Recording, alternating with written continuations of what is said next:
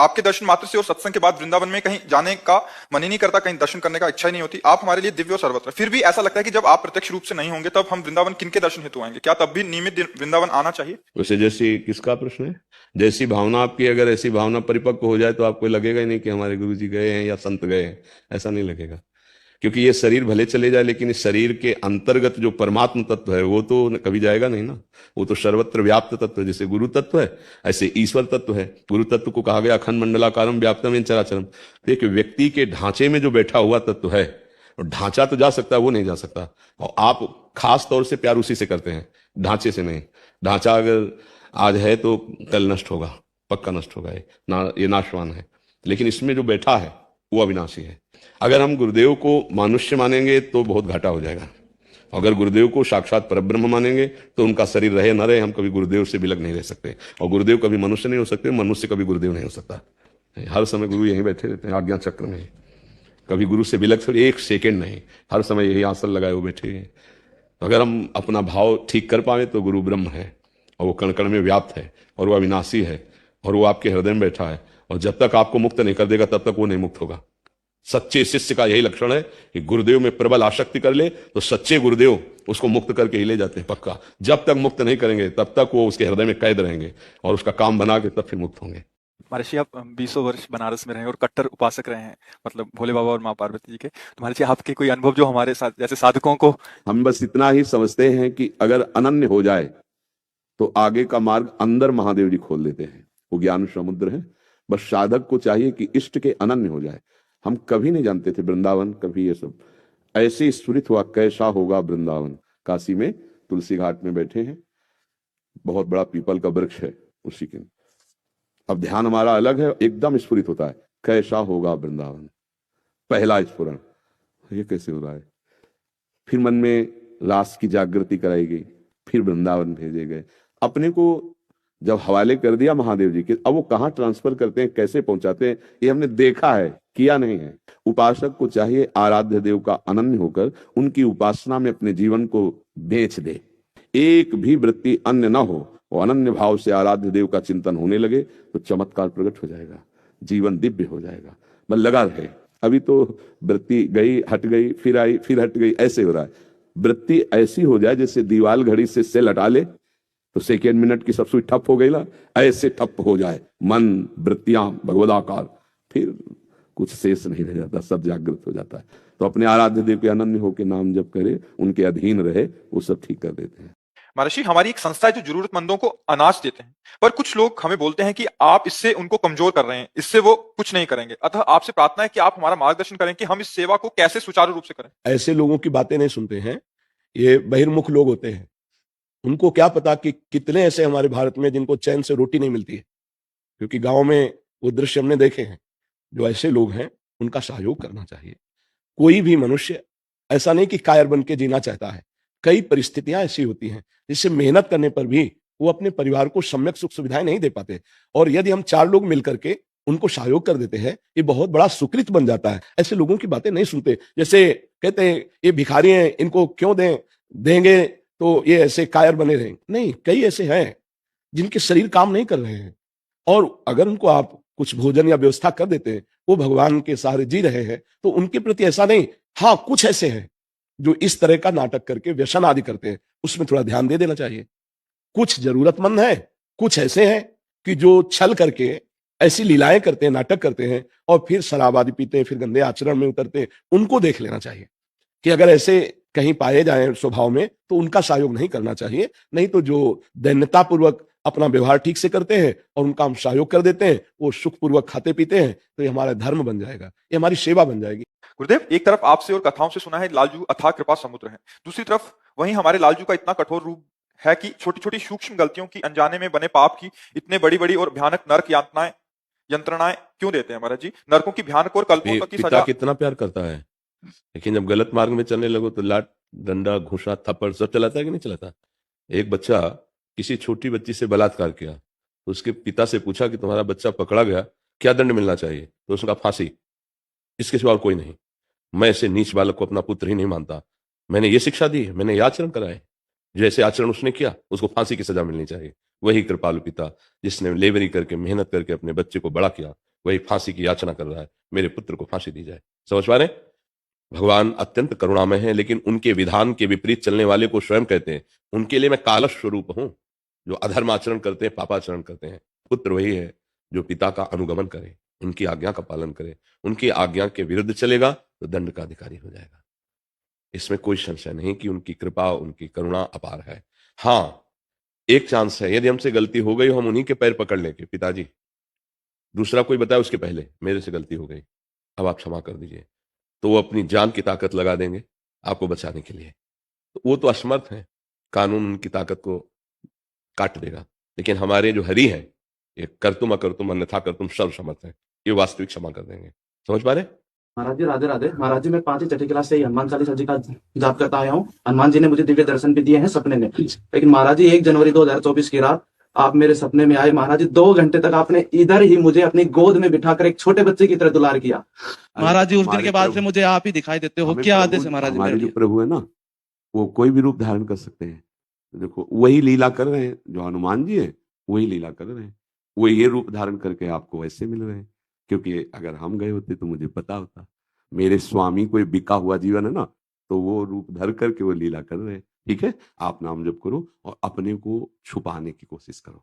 अपने को कभी ये मत जनाओ कि आपको ऐसा ऐसा, क्योंकि उससे क्या होगा कि फिर अहम पुष्ट हो जाएगा। अहम पुष्ट हो जाएगा तो सब रुक जाएगा। आप मेरे अतिथि हो, भगवत स्वरूप मेरे लिए आए हो, इसलिए आगे के लिए सावधान करता हूं। इसकी चाल को समझो। अहम अपनी सत्क्रियाओं को प्रकाशित करके नष्ट करना चाहता है। ध्यान देना, अगर हमने कोई दान पुण्य किया है, किसी की सेवा की है, कुछ भजन बना है, उसको यदि हम अंकों में या उसको प्रकाशित करते हैं तो क्षीण हो जाएगा वो। तो हमें लगता है कि यदि हनुमान जी की कृपा है तो हनुमान जी जानते हो, आप जानते हो, किसी और को मत बताओ, अंदर ही अंदर रखो। देखो, अगर संत स्वप्न में आए, भगवान आए, तो सच्ची वो आए हैं, क्योंकि त्रिकाल सत्य है।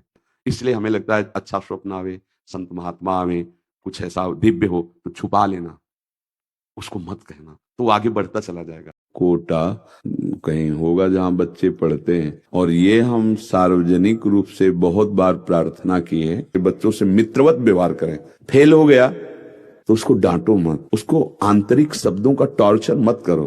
कोई बात नहीं, हम और कमाएंगे और आपको पढ़ाएंगे, आप अगला प्रयास करना कि फेल ना हो। तो हम अगर अपने बच्चों को इतना साहस दें तो शायद ये जो घटनाएं घटती हैं इनसे बचत हो जाए। जिन्होंने कोटा वाला प्रश्न किया था वो आज तक के न्यूज रिपोर्टर थे। वो हमें अवगत करा रहे थे कि 16 साल से नीचे की जो भी बच्चे हैं वो कोचिंग सेंटर में अभी उनका एडमिशन नहीं होगा, क्योंकि छोटे बच्चे हैं, पढ़ाई का इतना दबाव हो जाता है कि वो ऐसी हरकत कर लेते हैं। तो अगर करते हैं, कोई कोचिंग सेंटर उनका एडमिशन करता है तो 1 लाख तक का जुर्माना होगा, और एकदम बैन कर दिया भारत सरकार ने। और अध्यात्म की भी शिक्षा का विधान, जो अपने यहाँ 2 अधिकारी आए थे, मंत्री, हमारी उच्च शिक्षा मंत्री और माध्यम, इन दोनों से यही प्रार्थना की थी कि हमारी नवीन पीढ़ी को बचाया जाए उनकी शिक्षा में।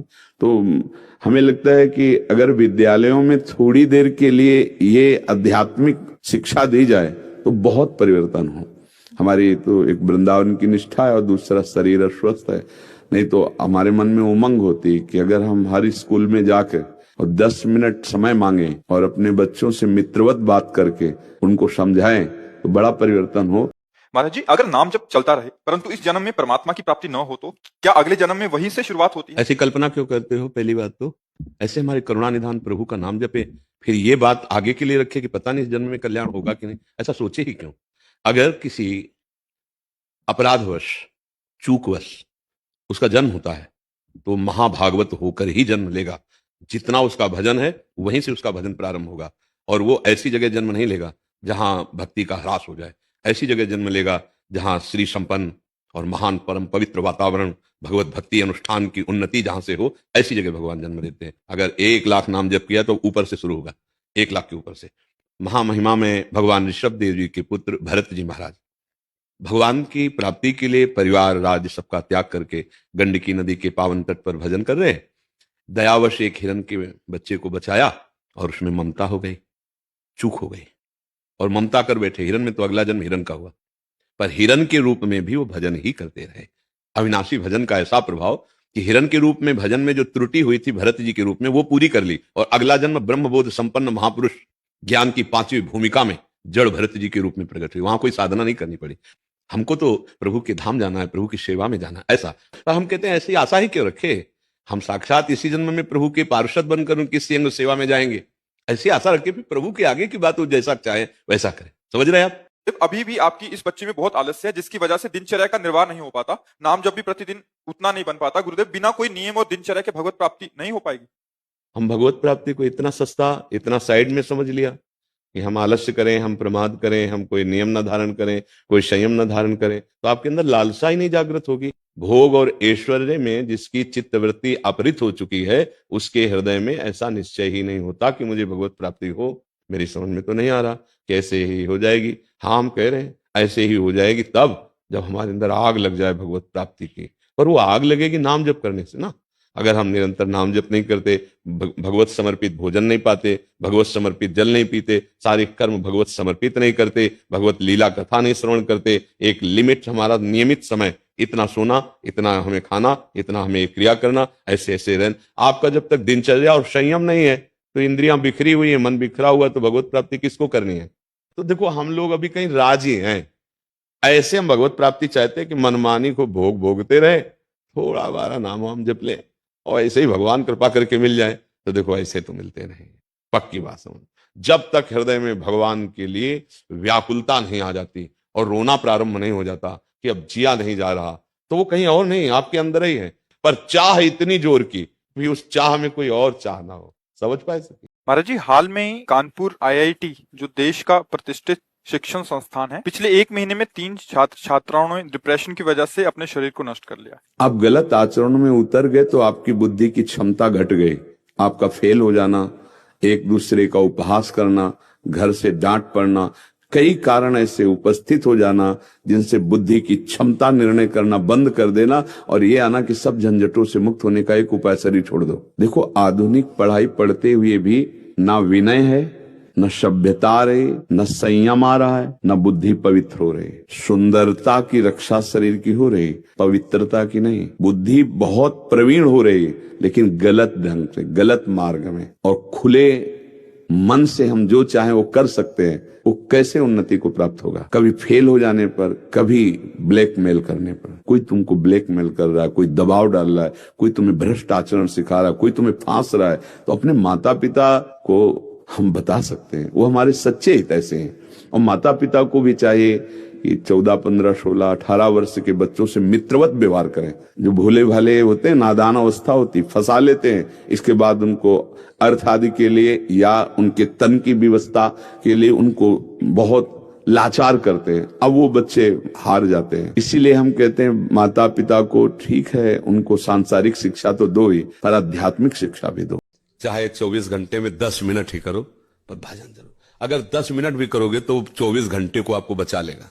24 घंटे को सार्थक कर, 10 मिनट भजन। शुरुआत तुम करो, संभालेंगे प्रभु। तो जैसे नया वर्ष है तो शुरुआत करो कि पीछे 10 मिनट करते थे, अब 20 मिनट करेंगे, तब तो कुछ समझ में आया कैसा है। हाँ, नए नए आविष्कार जैसे संसार के भोगों क्यों रहे, ऐसे तुम नए नए तरीके सीखो अपने मन को अच्छे मार्ग में लगाने के लिए। अच्छे बनो, सबको सुख मिलेगा, आप भी सुखी रहोगे। राधा राधा। सच्ची मानना, सच्ची, ये प्यार शब्द केवल श्री भगवान में सार्थक होता है और हर जगह धोखा मिलता है। अगर हम प्रभु से प्यार करने लगे, फिर वास्तविकता प्यार का अर्थ समझ में आ जाएगा कि प्रेम किसे कहते हैं। प्रेम में अपने प्यारे को सुख दिया जाता है। तो सुख समुद्र भगवान को तुमसे सुख नहीं चाहिए, वो तुम्हें सुख देंगे। जैसे हम भोग लगाते हैं तो लौटकर हमें मिल जाता है, पर अब वो भोग प्रसाद हो गया। अब वो अन्न नहीं रहा, वो मिठाई नहीं रही, वो प्रसाद। और प्रसादे सर्व दुखा नाम हानिरस्यो, वो पाओगे तो तुम्हारे पाप नष्ट हो जाएंगे, तुम्हारा दुख मिट जाएगा। ऐसे ही हम जो अपना प्यार प्रभु को समर्पित करते हैं कि आप मेरे सर्वस्व हो, तो पलटकर आपके पास आ जाता है, आपको भगवान अपना सर्वस्व मान लेते हैं। और जिसके भगवान सर्वस्व हो गए, जो भगवान का लाडला हो गया, त्रिभुवन में कौन उसको दुख दे सकता है। इसलिए हम नाम जप करें, अच्छे आचरण करें, तो हमारी बुद्धि में श्रद्धा और विश्वास दृढ़ हो जाएगा। मेरे मन में सदैव गलत विचार रहते हैं और इसी कारण जीवन में अब तक असंख्य व्यभिचार और पाप किए हैं। अब लो नशानी अब ना नसैहो का संकल्प सदैव टूट जाता है। इसकी वजह से मन में बहुत अशांति रहती है। पाप करने के बाद ईश्वर के सामने जाने की भी इच्छा नहीं होती। मुझे पापी का उद्धार करें महाराज जी, कैसे होगा, क्या करूं? जिस समय मन में स्फुरणा भोगों की होती है, पहले स्फुरणा होती है, फिर उसका मनन होकर संकल्प बनता है, बाद में क्रिया होती है। हमारी क्रिया की ऐसी वृत्ति उत्पन्न होती है, कुछ भी हो करना है। जब संकल्प बन गया फिर मिटाना बहुत कठिन है। भोग की स्फुरणा जब होती है, उसको गाढ़ चिंतन में ना बदलने दिया जाए। इसलिए कहते राधा राधा राधा राधा। उस समय हम अपने मन को स्वतंत्र ना होने दें। होता क्या है कि हम उस समय तदात्म हो जाते हैं और हमारी सावधानी छूट जाती है, उसमें हम सुख लेने लगते हैं। ऐसे से ऐसा, देखो पिछली बार जब आपने जो चीज भोगी थी वो ऐसे आपकी ऐसे ऐसा, और पहले चिंतन हो रहा, उसी समय उसको रोको, राधा राधा राधा राधा राधा राधा राधा, नहीं नहीं नहीं। अगर धर्म पूर्वक विषय चिंतन हो रहा है तो उसे हम स्वीकार कर लेते हैं, उसकी मांग पूरी। अगर अधर्म पूर्वक है तो राधा राधा राधा राधा, नहीं नहीं कदापि नहीं, नहीं अंदर युद्ध शुरू, नहीं। वो बार बार आपको चिंतन कराने के लिए एकांत करेगा कि शांत हो जाओ, छोड़ो नाम, देखो हम तुम्हें पेश कर रहे हैं, इससे बड़ा सुख होगा। और आप अगर उसमें डूब गए, मतलब आप स्वीकृति दे दी, अब आपको नष्ट कर देगा। जब आप अलग होके देखे, मन नहीं नहीं नहीं, तू बहुत बार गलती करवाया, तेरी चाल यही है, तू हर बार मुझे नष्ट करता है। आपने राधा राधा राधा राधा राधा राधा राधा, तेरी सुनेंगे नहीं, तेरे को अवसर नहीं देंगे, बच जाओगे। करके देखो। अब आप जा रहे हैं, अब कोई मान लो एक्सीडेंट हो गया, कोई पड़ा है, अब आप परवाह मत करो अपनी कि हमको कहीं ना फंसा दिया जाए, नहीं नहीं जी जान से, तो वो भगवान तुम्हारे ऐसे कर्मों को भस्म कर देंगे जो तुम्हें फंसाने वाले थे। यही लोग समझ नहीं पा रहे हैं। किसी माई बहन को कोई त्रास दे रहा है, बीच में खड़े हो गए, उसकी रक्षा कर दी। कहीं कोई पशु पक्षी के साथ असद व्यवहार हो रहा है, हम उसकी रक्षा कर ली। हमें खोजना नहीं, भगवान जब दे दे ऐसा अवसर तो हम उस पर कूद पड़े। अगर दूसरे के हित में हमारे प्राण भी चले जाएंगे तो भगवान की प्राप्ति हो जाएगी। केवल सीता जी की रक्षा के लिए रावण ने पंख काट दिए और तलवार से मारा जटायु को, तो भगवान हरि का रूप धारण करके परम धाम गया। तो ये सबसे बड़ी पूजा मानी जाएगी यदि आप किसी शरीरधारी की कभी ऐसी व्यवस्था हो कि वो अव्यवस्थित है और आपकी जरूरत है, तो आप सच्ची मानना, इससे बड़ा दान, इससे बड़ा पुण्य, इससे बड़ी सेवा और कोई नहीं होगी। किसी की बहन बेटी को कोई छेड़ रहा है, मार रहा है, पीट रहा है, हो सकता है कृपा करें तो वीडियो बना ले, लेकिन हस्तक्षेप नहीं करेंगे। क्या यार तुम्हारा पुरुषत्व है, क्या तुम्हारी मनुष्यता है? एक आदमी अत्याचार कर रहा हो, तुम ये देख करके मुंह छुपा के चले जा रहे हो? नहीं, ऐसा तो नहीं होना चाहिए। क्यों ऐसा? ये हमारी समाज कितनी बिगड़ती चली जा रही कि एक नौजवान आदमी किसी बहन बेटी को छेड़ रहा है, परेशान कर रहा है, और वो वहां से लोग आ जा रहे हैं लेकिन कोई हस्तक्षेप नहीं कर रहा। तब लगता है ये समाज है। वो जंजीर तोड़ के भाग रहा है, वो गिर पड़ी है और कई गाड़ियों से पीछे आगे निकल जा रहे हैं और उसको देख रहे हैं, लेकिन कोई उसको घेर नहीं रहा, कोई उसको रोक नहीं रहा। अब ऐसे लोग मंदिर में जाके अगरबत्ती लगावें, भोग लगावें, तो मुझे लगता है कुछ नहीं होने वाला।